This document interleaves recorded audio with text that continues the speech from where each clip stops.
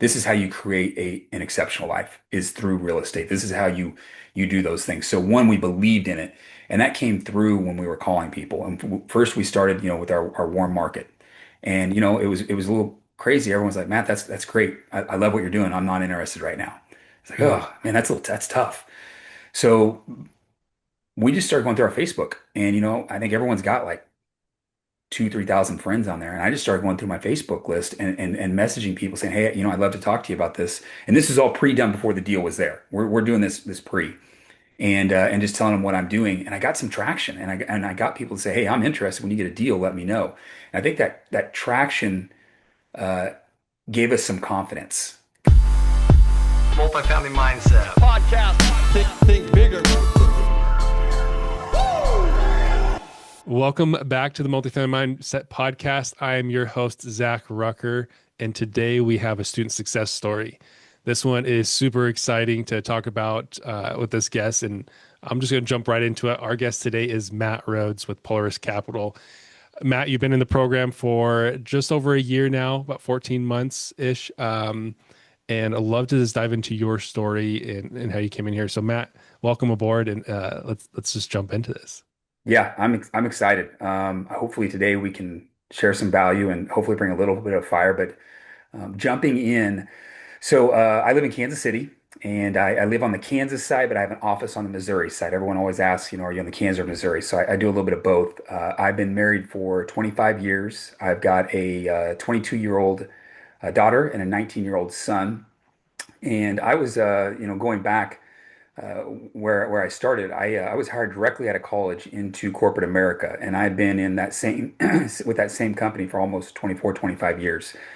And about 18 years ago, while working in corporate America, I got an itch to be in business by myself or for myself. So my wife and I started opening up fitness centers. And about 4 years ago, we opened up an online coaching, so basically nutrition, mindset, and training company. So I basically have had two full-time jobs for the last 18 years. I like to work. Yeah, yeah. Sounds like it. Man, okay. And so, starting, jumping into corporate America, I mean, you learned to, hey, you want to start your own business, but you Yep. didn't just jump ship from that. You kept your corporate job and you just figured out how to manage both of those, right? Yeah, I think I was very risk averse, and I've got a great job, great company. I love working there, but I wanted to do something a little bit more. I don't think you can ever, in corporate America, you can live a nice life, but you can't go to that next level, and that's what I Mhm. wanted. So it was a juggling, trying to work two jobs. Yeah. Well, I think a big piece there is sometimes in entrepreneurship, we talk a lot about just jumping ship. You hate your job and you want to just have your own, be your own boss. But this is you show it's a different scenario. It's I have a great job. There's no need to go away from this, but I do want more. Let's add to it instead of let's completely change the whole narrative here of I'm just going to go be an entrepreneur on my own. Let's double team here and make it even more abundance, right? Yep. And jump Yeah, and into there's that. and, and there's a lot you can learn in corporate America. A lot of things to do and a lot of things not to do that you can do in your businesses. And I've been very fortunate to get a lot of good training over the last 25 years. Yeah, that's awesome. So let's kind of bring it back to like that mindset and share the listeners, how you came across just like wanting more and what mindset it took you to be able to actually do that, make that jump and commit, day in, day out that you have two businesses or two full-time jobs. Like how did you manage that? Do you mean getting into real estate or specifically with over the last decade or two? Let's start with the decade or two, excuse me, and then we'll jump into that transition into okay, where did real estate come along in that journey? Yeah, I have always I call it wired hot. I mean that's me. I am always wanting to do more. If I have a success, I'll celebrate it for 30 seconds, then move on to the next thing. And that was Mhm. that was one of the things that pushed me to wanting to, open that first business. And frankly, it was a tough journey. My wife and I didn't have any money. and we were newlyweds, and I was getting paid good, but we didn't have any money, and we actually ate peanut butter and jelly sandwiches, and this is no joke, for breakfast, lunch, and dinner for 2 years, till we saved up enough money for a down payment on that first gym, and that was the direction that we wanted to go, and but it took a lot of work and effort. Wow. Oh, that's crazy. Peanut butter and jelly for 2 years. You think you'd get pretty old of that, I don't and eat that stick with too that. often anymore because of that. Yeah, I bet. I bet. Oh man. Oh, that's crazy. Okay, and so going through that journey, you sacrifice to do that, and then you know, like you said, you're wired hot. And at what point did you say, okay, I need more, and real estate came into the picture? Well, so the businesses do really well, but I looked at where do I want to be, and I truly am a firm believer the only way to create a extraordinary life financially is in real estate. And I put it off for so long because I was busy running those businesses. And it was one of those things where I was like, all right, this is where I need to be. I was going to a lot of masterminds, and a lot of the people in there that were doing really well, they were all in real estate. And I was like, man, I've got to get into real estate. So I thought about it for a really long time before I made that leap. Okay. Okay. And so I guess in these masterminds, what you learned about kind of real estate, wanting to get into it. I guess when did you make that jump? What happened to make that jump into the real estate?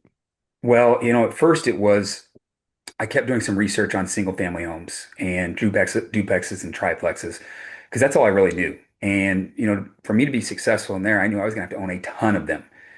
And I kept thinking, all right, what are the cons here? What's going to hold me back? And it was like, man, this is a lot to manage, 20, 30, 40, 50 properties across, however distance.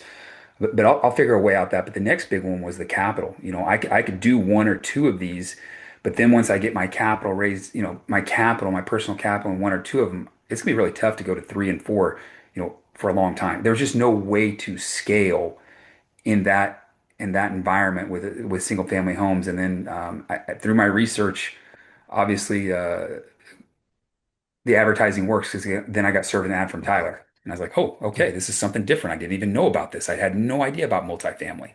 Mm, okay. So you watched that ad, that video that everyone that I usually have on this podcast, they came across that ad. Yep. Um, and then from there, it just, was it a mindset trigger of like, oh wow, I can do this. Let's jump in and see. I'd say it's a couple things. So speaking directly about that ad, just a little bit of background. My wife and I, you talk about mindset. My wife and I did some deep, deep, deep mindset work about 5 years ago is when we started. We were introduced to a guy who I personally think he's one of the best mindset coaches out there. And we learned a ton from them. But one of the biggest things that we learned was everything starts with us, and we can change everything, but it all starts with us. And I don't want to go too deep into this, but when I say that, I'm not talking about if I want to change something in my business, I work a little harder. It goes deeper than that. It was, do I want something different from my wife or my kids, all the way down to the subconscious and the conscious level? How am I thinking about them? How am I interacting with them? Because I can change anything in my environment based on how I picture my world and what's going on there. So to the ad, all of a sudden I'm getting served this ad talking about real estate, but he's not even talking about real estate. This guy is talking about mindset and how you can do anything as long as you have the right mindset. So that hit me. That was the first thing that hit me. The second thing that hit me was he's a normal dude. Like he's a normal guy. And if he can do this, this is something that I can do. And that's what initially like drew me into that thinking, wait a second. I never even knew you could do multifamily. I thought that was for super, super rich guys or in institutions. And this guy's a normal guy showing me how to do it. So I went to the 1 day training from the ad, and that just reassured what I'd heard from that ad. These guys, hey man, these guys are legit. And number one, they're going to provide the environment that I'm looking for, because that's what I was looking for, is an environment. That's what I learned in that mindset training, is put yourself around the right people and anything's possible. And that it was reminded, and I've seen that the whole way. Yeah. Man, and going back to the mindset training, that's where we kind of have some mutual connections. Is I went through Yep. some of that mindset training as well. And William, I mean, yeah, he's awesome. Actually, I was just watching some videos this morning again with him and his training, and it's so powerful.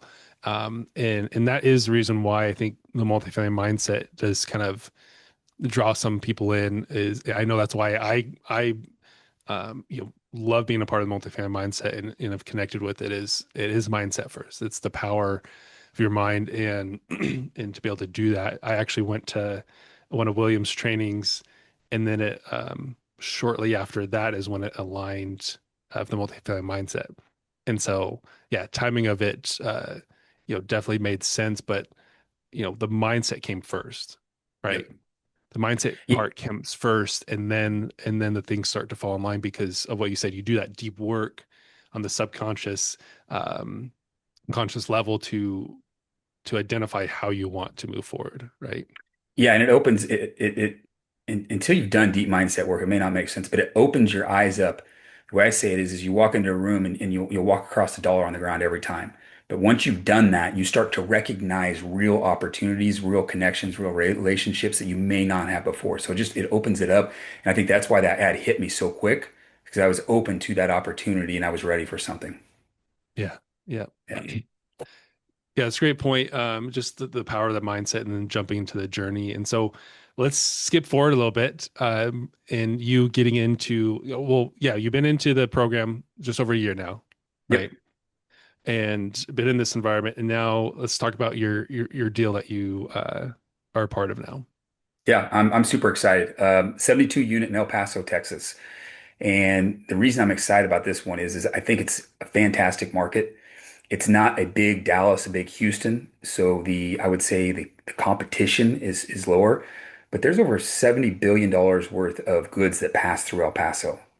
So there's a huge um, demand for housing there, but you're not having a bunch of competition, people going in there and building new ones. So it's going to be an excellent property. And we actually partnered. Well, let me go back and tell you how I got into the deal. I think that would make sense for anyone listening. So through the mentorship, I've worked pretty close with a couple coaches, and one of them, Lucas, is one of them. You know Lucas, obviously. Hmm. And Yeah. Lucas and I were on a phone call one day, and he's like, and he knew I was not where I wanted to be. And so we put together a goal of, all right, and I have a business partner, by the way. So we put together a goal. Me and my business partner are going to get to $2 million in soft commits from potential investors by June 1st. And that's this last June. I think it was June. And we put this goal together, how we are going to do it and everything else. And he says, all right, Matt, so what's holding you back from getting to this? Why haven't you done it so far? And I was like, man, time. I literally just told you about all the businesses I run, and I said, it's time. And he says, all right, let's open up your calendar. And we open up the calendar. I share my calendar, and he's like, man, I see you got time in there to go to the gym. You got time for your conference calls. You got time for your wife and your kids, but I don't see any time in there for multifamily. I was like, ugh, that's the answer. I'm not blocking off any time for this. And that's what a great coach does is they see your blind Hmm. spots because I'm a calendar like hardcore. That is, I live and die by my calendar. And he found that and he found it as a blind spot. I wasn't putting time. So we got to the 2 million. And then we actually surpassed it. We got to $2.5 million. And then we attended Peak Conference, Peak Partnership. So anyone listening that doesn't know what that is, it's the annual um, meeting where multifamily mindset, all the students and sponsors and everyone gets together and they bring in speakers and you meet everyone. So we were at that, a couple weeks after we hit our goal, and Lucas uh, literally and sometimes physically was grabbing my arm and walking me around and introducing me to people. And they were sponsors. These were people that were looking for capital, looking for partners, and introduced me to a guy named Jim with Valaris Capital, which is a little weird. They're Valaris and we're Polaris, but introduces me to Jim, and Jim's got his wife, and I've got my wife, and we hit it off. I mean, even if we were neither of us in real estate, this is a guy I want to hang around with on the weekend. And I was like, Hmm. man, I really want to do business with this guy. So come back to Kansas City, and Jim gets one of his business partners, Jeff, on the phone, and I get my business partner Adam on the phone, and we start talking. And they say, hey, would you like to raise on this El Paso deal with us? Invited us in, and we hit our goal within a couple days. We hit our raise goal. But big shout out to those guys because obviously Lucas for introducing us, but those guys don't need Adam and I. I mean, they got 150, 200 million under management. They don't need us. But they're taking the new guys under their wing and they're letting us kind of ride on their shoulders and learn from it. So that's how we got into our first deal. I'm excited about it, but we're learning still, obviously a lot from them. Hmm. Yeah, no, it's a great group. Jim Bone, he's an awesome guy. A lot of people I know that listen to this podcast know who Jim is, and yeah, he's definitely you just want to like him and be his friend from the day you Yep. meet him. And in Vloris, they are crushing it. I had Jeff on the podcast I think last year, and I was just talking to him the other day, and yeah, they're out there crushing it. So that's awesome that you had the opportunity to get involved in the deal and learn from an operator that really is only a few years ahead of you if you really look at I when they know. started, right? I'm excited about that. I look at where they're at, where they started, and where they're at now, and I'm like, I know which direction we need to go. Yeah.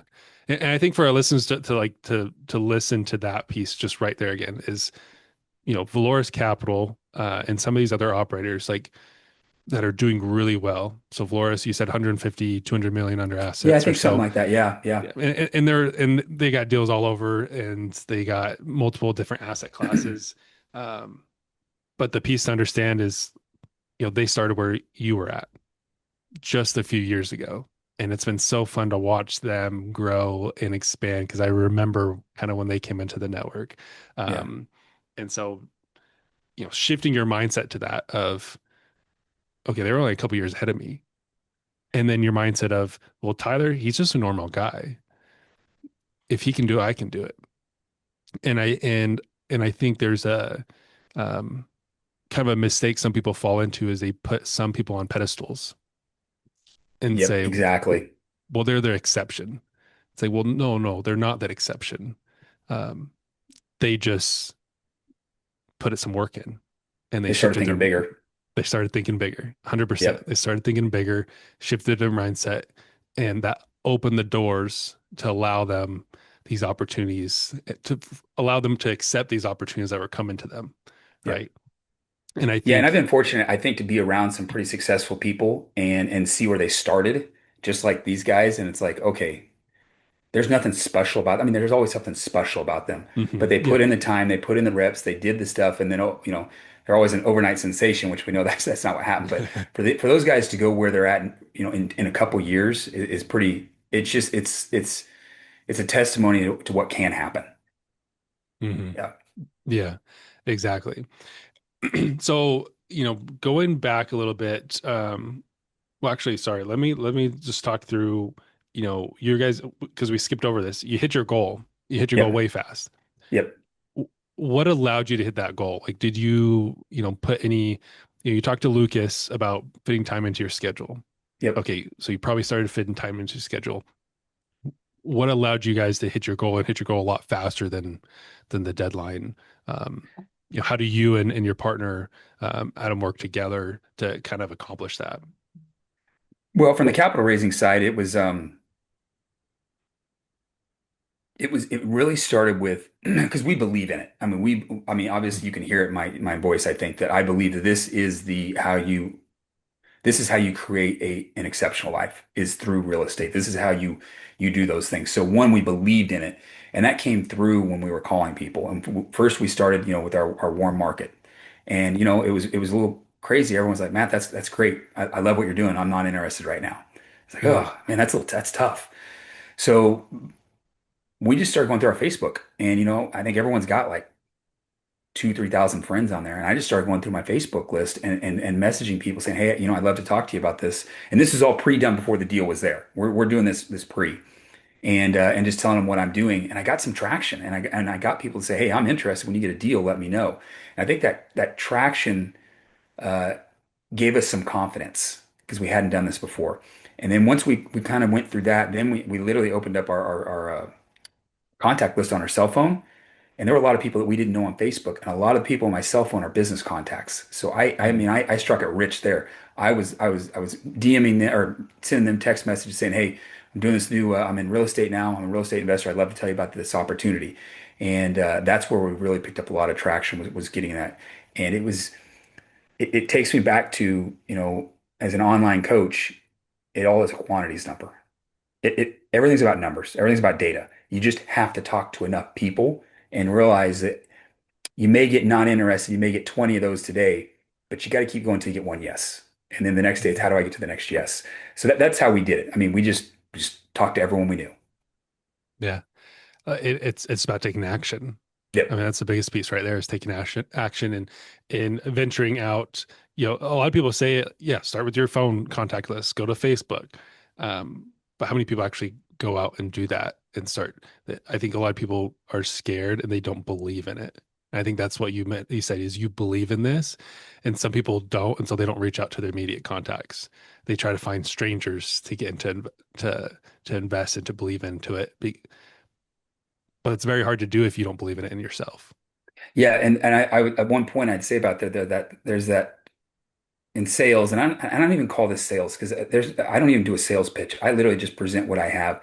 But there's that know, like, and trust. And a stranger does not know you. They may not like you, and they certainly haven't built trust in you right now. And that's why it's so important to talk to those people because I can give you multiple examples of people that said, Matt, I'm super busy, but because it's you, let's jump on a call for 30 minutes. And they gave me the time.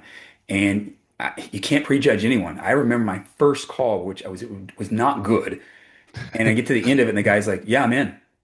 Put me in." And I was like, "Oh my God." And it was someone who knew me, liked me, and trusted me, and said, "Because it's you, these numbers make sense. I'm in." And it was a big Mhm. learning lesson. Don't prejudge anyone. Yeah, yeah. Oh, that's huge. And the fact that it's like your first call, like you're probably making mistakes or stumbling on certain things, but yeah, it's that trust. It's that trust Yeah, factor for sure. yeah, it That was rapport that terrible. you I was have. terrible. It was a terrible call. Thank God it was a close friend. Yeah, yeah. Yeah, I mean that rapport is definitely changes the aspect of it. And that goes Yeah, for, one that's for getting investors on board and investing capital, but it's two, that's also like finding deals. A lot of times we could talk about raising capital, but on the flip side of finding your own deals, it is rapport. You're building with brokers. So those are out there like um, the rapport you build with brokers are at the end of the day are going to go to fight for you for the seller side. And if the yep, broker doesn't have trust in you, they're not going to portray that trust to the seller. And so all of this game, even with partners, no matter what, like trust is like it's a relationship business, and we got to build trust with people and build that rapport. And the way to do that is first you got to believe in it, and you got yep. to have that confidence and build that first to be able to do that. Okay, so switching gears a little bit, you talk a lot about just the hustle. You have this hustle. You always wired to want more. Was there ever a point where you feel like that could have been like a downfall? Because we see the positive, be able to start, you really run two jobs, your corporate job, be successful in the corporate world, also have a successful fitness business, and now getting into real estate. Is there a point through this journey that maybe it's been a liability and not so much a strength? Yeah, it has definitely been a strength and it's definitely been a liability. You know, I push pretty hard and I push myself really, really hard. And sometimes that's not good for your health. Sometimes it's not good for relationships, things like that. But um, it's in my DNA and I can't help it. Now through the mindset work, I've really fixed a lot of that. But the thing is that drive, I had massive success in the corporate world. I had massive success in my businesses. So I'm like a little puppy. I'm getting rewarded for this go hard, drive hard, work all these hours. But then 5 years ago, which is what started us on this, my wife and I on this deep, deep mindset journey, and it didn't start 5 years ago. This creeps in. This is a slow creep. But one day I woke up and I looked in the mirror and I was fat, I was out of shape, I was drained, and my relationships were strained. Now, being a gym owner, and being fat and out of shape does not go well. And that is where I learned that, man, this superpower is also something that I gotta tame and I gotta control because if you don't do that and you don't spend time doing the right things and for your health and for your family, it can get out of control and you work too hard and you get out of shape and you all of a sudden have a roommate relationship with your spouse Hmm. instead of Hmm. a love affair. Yeah. Yeah. Yeah. I mean, that it's hard. And what you said, it creeps in slowly, right? Yep. It definitely can. But it's hard to believe that you weren't this fit all the time. So I was not. No, no, no. It crept in, but yeah, I had to get back on the back on track, and I did. And that's where all that mindset training came from. It helped me do what I needed to do, financially, relationship wise, health, all those things. yeah, and it just goes back to the just that importance of the mindset. It really does change everything. Like it starts with your mind and Yep. how you process things, the way you look and it really you can really change your situation just from how you look at things. Yeah, it starts every day too. I mean, you got to work on it every single day. Yep. Yeah. One question I really like that I've learned through the program is what can I learn from this? Yep. And that has completely changed on when something negative happens, something positive happens. You know, you feel like you're just in this rut and you're spinning your tires, or for our listeners, you've gone through a year of this program and you still haven't found a deal. What's going to change from you being successful and finding a deal? It starts with how you look at every single opportunity and say, well, what can I learn from this? Yeah, that's a great point because, I mentioned Lucas was one of the coaches and obviously you as well. Um, I've underwritten, I would say, quite a few deals, Hmm. and you've been gracious enough to look at so many of them with me, and I'll send them to you. And every single one of them, I'm like, how did I miss that? And you're patient. You're like, yeah, we need our expenses to be above this level to feel comfortable. Or have you talked to a property management company and all those things, I spend, 3 or 4 hours on something and I send it over and you look at it and I learn more. And it's like, it's always a learning opportunity. Um, and if you look at it that way, it helps you from making mistakes later on. But one thing you probably don't even realize this, I'm sure you don't, but every single call that we ended, or Zoom or email, you said something that was pretty key to me that helped me really keep pushing, was you said, "Don't worry, we are going to find a deal." And the key thing you said, "we." And I'm like, "All Hmm. right, I got this." So we are going to do a deal together. But That's that was right. something that was something that kept motivating me, was just that one little word is we are going to do a deal together. I was like, hell yeah. That's right. So Yep. yeah, Yep. Yep, we are. We're gonna do one, for sure. So we're gonna find it. And I mean, it is so important. And I learned too, like, people look at me as this, really this huge expert in underwriting.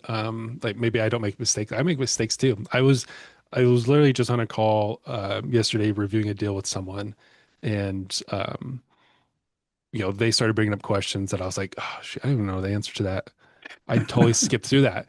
And it happens, yeah, but every opportunity is, you're like you said, it's a learning opportunity, and we're not perfect, and we're not going to be perfect, but it's accepting that, and we're taking what can we learn from every situation and just try to be better next time and continue to improve, um, and make that progress there.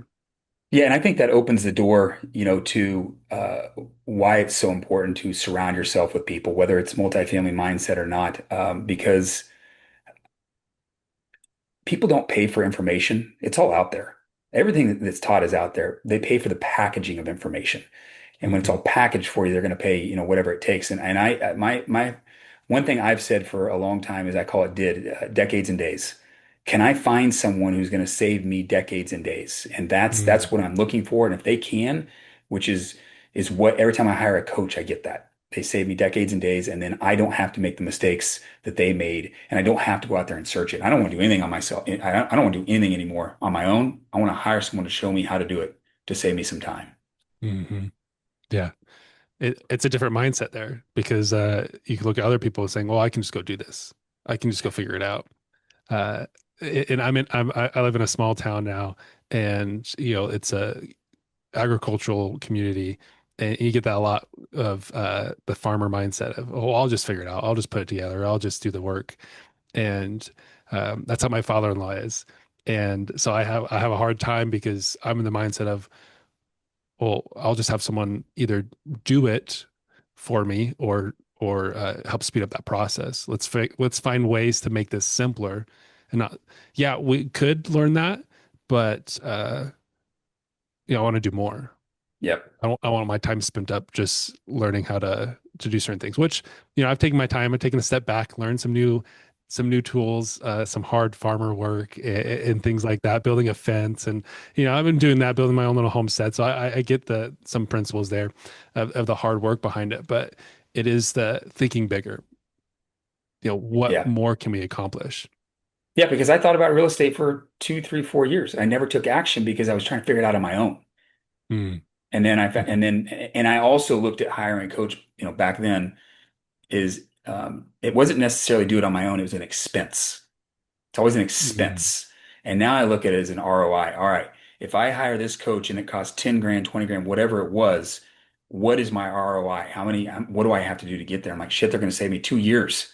Why wouldn't I do this? I can be doing, I, I go back to what I said originally. I need to have 20, 30, 40 single family homes, and I'm getting into a 72 unit deal in one transaction.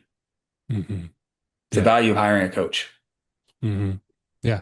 In what you just said there is, and I was actually just listening to um, another podcast host on the bigger pockets, and he talked about um, s- being able to offload things of, having a family and having kids. How do you manage trying to do real estate and have your kids, have toddlers, have a teenager, and manage that? And he was like, I pay someone, I hire somebody before I need them, and it's not an expense because that's saving us 10, 20 hours Yep. um, that we can be able to spend time with family or even excel our business by hiring the person before we even needed them, and offloading those things. So yeah, hiring a coach, taking those steps, it's not an expense, it's leveling up or allowing you that time to level up and take that action. Yeah. So Another example is I don't mow my grass. I mm, don't clean my house. I don't do any of that because someone else I can pay them to do it that loves doing that, and it gives me more time to be doing things like this. yeah, it's a mindset though, because some people are stuck in, well, I can just do that. I Like, can do a lot why of would stuff, but yeah, why would I pay someone if I can just go do that? And it's like, well, yeah, you could, but what is your time? How is your time valued in that? yep, Can you pay someone absolutely. $20 to go mow your lawn, and that time you can go, um, have a great experience with your family, or you can make some calls to some brokers, or raise some capital, or your value there, right? Yeah. So yeah, it's just mindsets, it's shifting that for sure.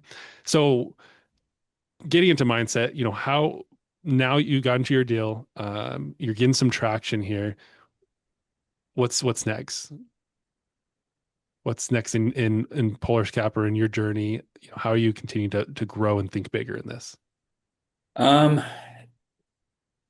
I think we for us, we want to get more organized on what we're doing, with our CRM, on how we communicate what we're doing there. But, you know, I want our company to I know we're super young, but my goal is that everyone wants to do business with us. I want to be a household name in this industry. I want lenders to want to work with us. I want investors to want to invest with us, people who are tenants in the apartment complexes, and I want them to want to rent for us. So that's kind of a long term of where we want to go. But right now, it is we just got to keep making key relationships, keep doing what we say we're going to do. We told Valaris we would raise the money, and we did it. And I think that's super important. Is if we can keep doing that, eventually we'll get around to enough people within the network that people want to do business with us, and that's the first step. I love the language you just used there. Is you want people to want to work with you, like you want your name to be a household name type of thing, and you want tenants to want to rent at your properties.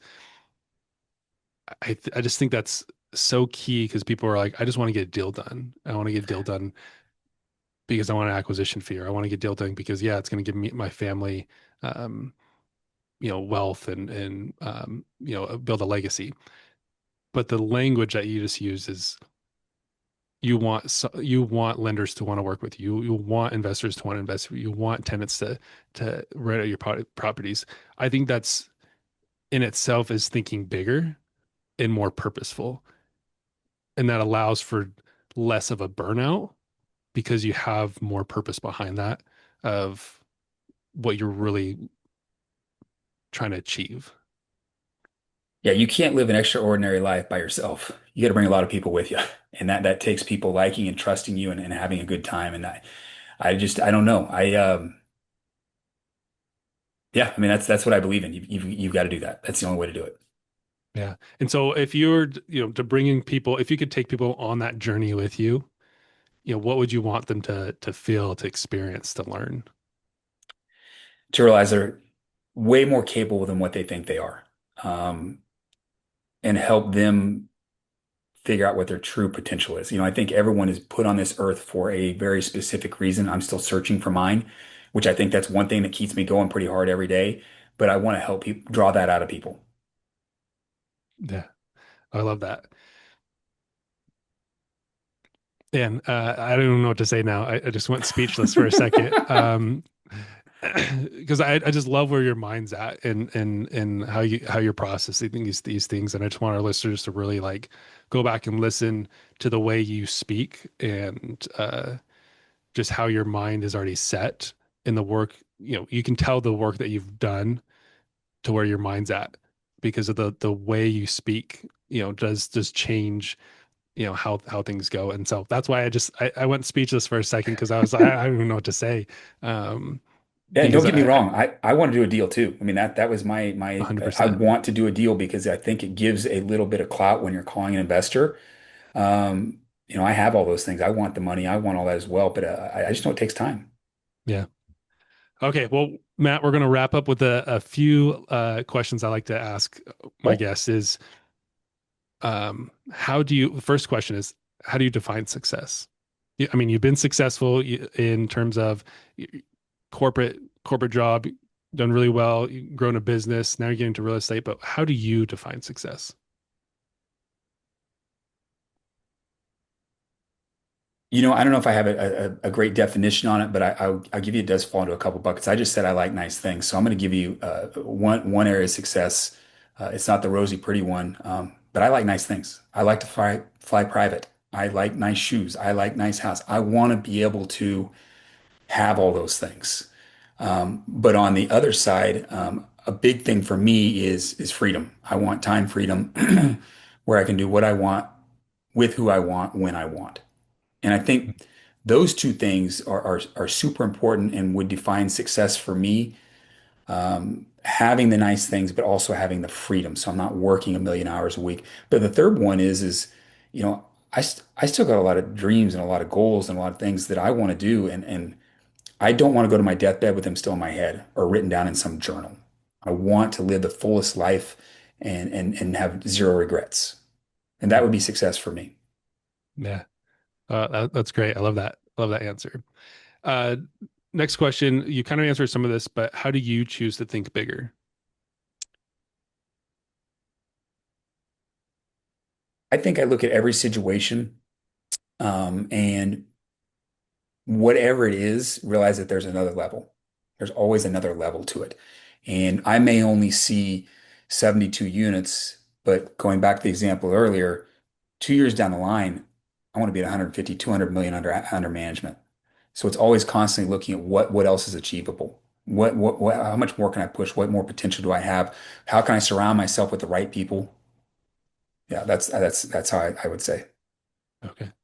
Yeah, love that. Last question. What is your best advice you could give uh, a newer investor starting in this journey, or maybe that they've, been through this for a year? What advice could you give them? I'll give them two pieces of advice. The first one is it will happen. I remember sitting in the 3-day training. They kept telling us, as long as you put in the work, it may happen. It may happen in 2 months. It may happen in a year and a half. You just don't know. And you've got to have faith that you see someone just like me, just like Tyler, just like you doing this. Just keep doing it. Keep putting in the time. I'd say the second piece is, and I heard this a long, long time ago, and when you said that, this is what popped into my mind is if you want a happy life, you need to lower your expectations. If you want a great life, you got to raise them. And what I mean by that is you have to raise your expectations around everything, around the outcomes, around the people around you, all those things. You've got to set things to a higher level, but it starts with you. You can't expect someone else to do anything for you until you raise the expectations of yourself. And when you do that and you start raising the expectations of yourself, everything around you just naturally starts to fall into place. And that's when that deal comes.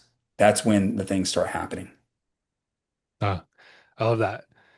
I love that right there, that quote. Happy life, lower your expectations. If you want a great life, Raise them. raise them.